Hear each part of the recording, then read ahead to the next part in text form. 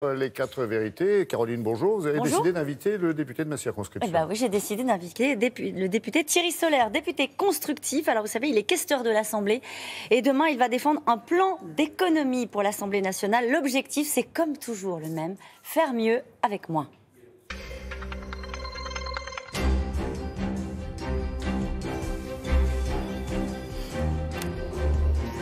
Bonjour Thierry Solaire. Bonjour. Je le disais, l'objectif c'est toujours le même, faire mieux avec moins. Est-ce que ce sera l'objectif pour les parlementaires? Le journal du dimanche a donné un chiffre ce week-end en évoquant des économies de 10 à 15 millions d'euros par an sur un budget de 550 millions d'euros. Est-ce que vous confirmez? L'argent public est précieux comme jamais, ça c'est clair. Il y a 2200 milliards de dettes en France. Et donc tous ceux qui manipulent de l'argent public, ils doivent à chaque fois qu'ils l'investissent ou qu'ils le dépensent, euro par euro, vérifier la validité de ça. Donc bien évidemment, ce qu'on veut faire, c'est trois choses. La première chose, c'est d'appliquer la loi qu'on vient de voter. La loi confiance au mois de juillet.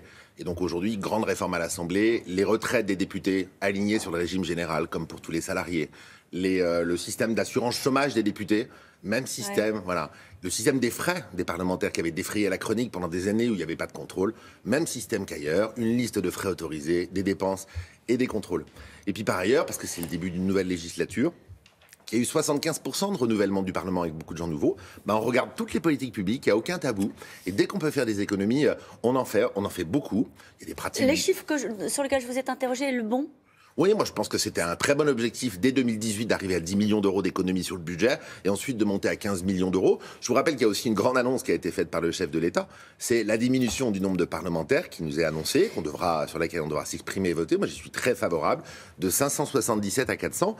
Nous, ce qu'on veut faire, c'est pas brimer les députés, au contraire, on veut que leur travail... Ils se sentent brimés pour certains. Pour certains, ils disent que ça nourrit l'antiparlementarisme. Nous, on a besoin de moyens pour faire notre travail. Bien sûr, c'est pour ça qu'il faut redéployer des moyens, arrêter de dépenser de l'argent sur des sujets qui n'ont plus lieu d'être aujourd'hui, et puis revaloriser, notamment le crédit collaborateur. On a besoin, on est plutôt sous-doté en France avec nos collaborateurs par rapport aux autres pays européens. Mais voilà, il y a beaucoup de choses qui n'existent plus. Alors, il y a beaucoup de choses, dites-vous, qui n'existent plus, donc il faut changer les pratiques. Quand vous avez regardé les comptes de l'Assemblée nationale, où est-ce que vous avez trouvé des abus? Rentrons un peu dans le concret, dans la machine. Alors, moi, je ne veux pas stigmatiser avant, on ne va pas refaire l'histoire de France. Mais par exemple, aujourd'hui, les députés, quand ils logent à Paris, ils viennent de toute la France, des fois des départements d'outre-mer, c'est la France également bien sûr, mais de très loin, à Paris, ils sont logés à l'hôtel ou ils sont logés dans des bureaux-chambres à l'Assemblée nationale. Ça coûte très cher. Il y avait un projet en cours qui est d'acheter tout le pâté de maison à côté de l'Assemblée pour refaire des nouveaux bureaux-chambres. On propose d'arrêter cette opération. C'est l'opération de l'hôtel de Breuil. C'est près de 100 millions d'euros entre l'acquisition et les travaux. Il n'y a aucune raison de faire ça. Deuxièmement, l'hôtel, c'est très cher l'hôtel à Paris. Qu'est-ce qu'ils nous demandent les parlementaires, sur tous les bancs, les nouveaux? Parfois d'être en colocation. Je pense à ceux du Vaucluse. Ils sont 3 garçons, ils me disent prenez-nous un appartement plutôt que tous les soirs des chambres d'hôtel pour tous. Ça fera faire des économies à l'Assemblée, ça sera plus simple. Il y en a qui nous demandent d'ouvrir avec les sites type Airbnb. Il y en a qui nous demandent de prendre plutôt un studio que de passer 50 jours d'affilée, comme c'est le cas des députés. Donc ça va être à la carte ou ils vont tous se retrouver à Airbnb en colocation? Ça va leur faire bizarre. Il faut faire à la carte, mais je vais vous dire, ça fera beaucoup moins cher. Ça fera beaucoup moins cher que ce qui se passe aujourd'hui. Et ces économies-là, on veut les redéployer pour les parlementaires. Plus d'informatisation, on va mettre des tablettes à l'Assemblée nationale. Fini les liasses d'amendements que les huissiers impriment et distribuent dans les travées de l'hémicycle. En fait, on veut une Assemblée plus moderne et plus économe. On a découvert que les avantages accordés pour 10 ans aux anciens présidents de l'Assemblée nationale, alors c'est une voiture, un chauffeur, un bureau, un collaborateur, certains peuvent considérer que c'est normal quand on a été président de l'Assemblée nationale, coûtait 330 000 euros. Est-ce que ça, par exemple, c'est un sujet sur lequel vous dites que ça ne peut plus durer, on n'a plus les moyens? Moi, je pense qu'il n'y a aucun tabou à avoir et que ce sujet-là doit être sur la table. Et moi, sur la table, je pense qu'il faut arrêter. Il n'y a pas de raison, quand on a été président de l'Assemblée nationale, de bénéficier d'une voiture, d'un chauffeur et d'un collaborateur. Sinon, l'ancien maire de Paris doit avoir cela. On peut multiplier les exemples à l'infini. Il y a une personne en France qui a un statut particulier, c'est le président de la République. Nous avons, je crois, 3 anciens présidents de la République en activité d'anciens présidents. Mais je crois qu'il faut minimiser ça. Les anciens députés bénéficiaient également de facilités de transport, de billets de train gratuits. Ça coûtait à l'Assemblée nationale? Ça aurait coûté cette année, avec l'évolution, 800 000 euros par an. Vous voyez, tout ça, on arrête. Vous savez, au fond, qu'est-ce qu'on a fait avec la loi et qu'est-ce qu'on fait dans nos réformes? Que l'Assemblée nationale, ça soit pas en dehors du monde, dans n'importe quelle entreprise, parmi les gens qui nous écoutent, ben justement, c'est fini. Ça fait des années qu'on dit ça. Écoutez, nous, on arrive, on le fait. Oui. Nous, on arrive, on le fait. On verra après, si vous le voulez bien. Vous jugerez si on le fait voilà. pas, bien. Mais en tout cas, croyez-moi, ce que veulent les Français, ils ont bien raison, et c'est ce que nous souhaitons également, c'est qu'à l'Assemblée, comme dans toute entreprise en France, vous avez des frais, il y a une liste autorisée. Si c'est autorisé, on vous rembourse. La retraite, c'est pareil pour tout le monde. Et l'argent, parce que c'est de l'argent public, qui soit bien utilisé au travail parlementaire. Est-ce que ça va bien passer? Est-ce qu'à votre avis, ça va se passer tranquillement, ce genre de réforme dont vous nous parlez ce matin? Il y en a un qui n'a pas l'air très emballé, c'est le président de l'Assemblée lui-même, François de Rugy. Il a déclaré hier, je n'ai pas été élu sur un mot d'ordre de baisse des dotations de l'État. Et il suffit de comparer avec les parlements de nos voisins pour comprendre que l'Assemblée n'est pas surdotée. Vous dites, qui va décider? Alors, François de Rugy mène des grandes réformes à l'Assemblée. Moi, j'ai des grandes attentes d'ailleurs sur le travail législatif. C'est aussi un grand sujet. Et donc ça, c'est la responsabilité du président et du bureau. Je vais vous donner juste un exemple. En Angleterre, nos amis britanniques, quand ils votent le budget, ça dure 2 jours.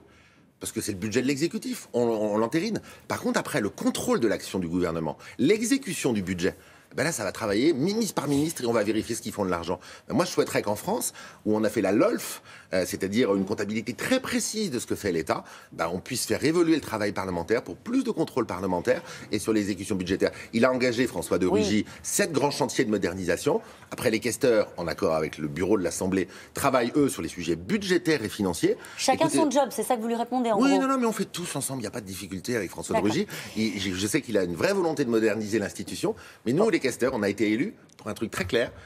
C'est bien gérer la maison, pas faire des économies sur le dos du travail parlementaire, c'est mieux gérer et plus de facilité pour vraiment mieux travailler. Alors, vous étiez il n'y a pas si longtemps aux côtés des Républicains, vous ne l'avez pas oublié, les 235 000 adhérents, oui, 235 000 encore adhérents des Républicains, ont répondu à un questionnaire pour tirer les enseignements des échecs électoraux passés. C'est publié ce matin dans le Figaro. Est-ce qu'au moins vous saluez cet exercice d'introspection ? Je crois qu'il y a besoin, bien sûr, d'essayer de comprendre pourquoi la droite, qui avait devant elle une élection ingagnable, s'est retrouvée dans une campagne perdue d'avance. Presque. Bien sûr, il y a eu les affaires dont tout le monde voit bien de quoi il s'agit, mais il n'y a sûrement pas que cela. La droite et la gauche, ils ont gouverné par alternance. Sur les 15 dernières années, 5 ans du quinquennat de Jacques Chirac, 5 ans du quinquennat de Nicolas Sarkozy, 5 ans de François Hollande. Et le chômage n'a cessé de monter. Je crois qu'au fond, quand on gouverne, il faut arriver avec les idées claires, un programme très précis, puis il faut surtout avoir des résultats à la fin, sinon on est sanctionné par les Français. Parmi ce que disent les militants, les adhérents des Républicains, il y a la question des primaires. Ils ne veulent plus entendre parler des primaires. Vous avez été l'organisateur des primaires. C'est un sacré échec. Ils ont été 95% à en vouloir, et puis vu que François Fillon n'a pas gagné l'élection présidentielle, ils sont aujourd'hui, de toute évidence, 95% à ne plus en vouloir. Ça sert à quoi les primaires? Ça ne donne pas garantie de victoire, ça c'est certain, ça s'est vu, à droite comme à gauche. Ça permet à une famille politique d'être rassemblée. Et quand j'entends Laurent Wauquiez dire qu'il ne veut plus de primaires à droite, il faudra bien, vu qu'il est en train de glisser vers le Front National et qu'il se met sur les positions de Marine Le Pen, faire une primaire entre le candidat du Front National et le candidat des Républicains le moment venu. S'ils sont deux à porter exactement le même discours, anti-européen, radicalisé tous les jours un peu plus, identitaire comme jamais, il n'y aura jamais de succès avec les Français. Merci beaucoup Thierry Solars. Merci à vous. Merci Caroline, bonne journée à tous les deux.